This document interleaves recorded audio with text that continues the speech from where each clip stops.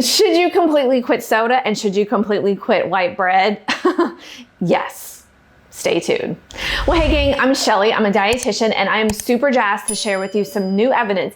If you have not quit soda yet, if you have not quit white bread yet, this study should make you do this. Now, really quick, I like to give a little background. I work as a dietitian. My job is I run a weight loss clinic. I love my job. I dive into this research and I love to debunk the everything in moderation because no ma'am, everything not in modifications. This study was done in Britain.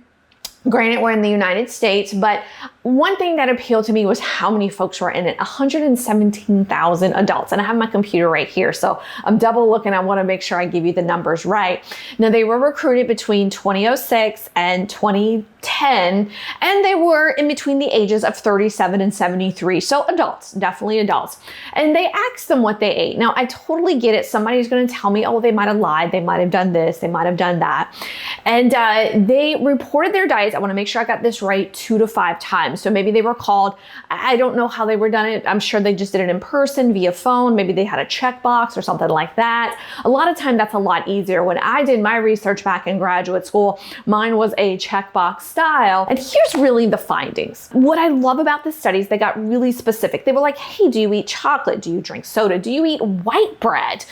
Do you eat this? Do you eat that? And here's what this study has found. If you have not quit your soda habit or your white bread habit, that means cutting out the carbs, let this study do it for you right now.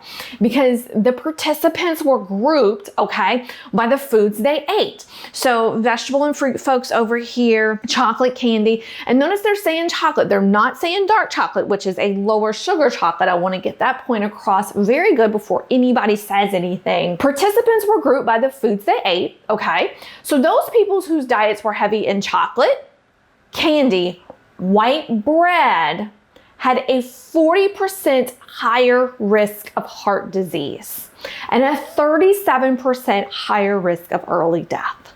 Okay, let that kill your white bread habit. Okay, now let's talk about the sodas because we know the sodas are icky for us. Those in the sugary beverage group had a 14% higher risk of heart disease, okay, and an 11% risk of death. That's huge. Okay, I cannot tell you how huge that is and how easy you can improve your numbers by just eliminating those food items. I love what the researcher said that, hey, maybe we're making a mistake, you know, and I am happy to eat crow as a dietitian. I have eaten crow a ton, and I think a lot of my colleagues need to start eating some crow because we need to get this moderation thing out and really start telling people the specifics. I am not your friend. I am your dietitian. Now, I develop beautiful relationships with folks down the line, but for me to say like, oh my gosh, honey, have a soda every now and then. When I see numbers like this, it's a little terrifying to me. I'm sorry if that's fear-mongering. If you don't like it, then click on off, boo-boo. But I love what this person said. Perhaps the importance of this study is to stop talking about sugar and fat and to start talking about things like chocolate, confectionery, of course she's British, that's so sassy, candy, white bread, you know, high-fat cheese. And again, remember in our keto world, gang, you know, our diet's not all about cheese. Our diet is about really good fats like olive oil. They did mention butter, and I wonder what type, one of my questions would be, what type of butter did you use? Did you use Kerrygold? Was it 100% butter? Was it a soy derivative-based butter? That would be my big question about that. And of course, I can dig in more. But really, gang, the bottom line of this is that they're starting to find direct relationships with food itself. And if you're questioning, if you're like, well, what can I eat now? Scroll in the description box below. You can download my keto and anti-inflammatory menu. It'll be delivered to your inbox. It's free and it doesn't contain any of this garbage. It contains wonderful fats. It doesn't contain gluten at all. Gang, if you have questions about the study, let me know. Bottom line, cut the soda out, cut the candy out, and for sure, cut that white bread out. Thanks, gang.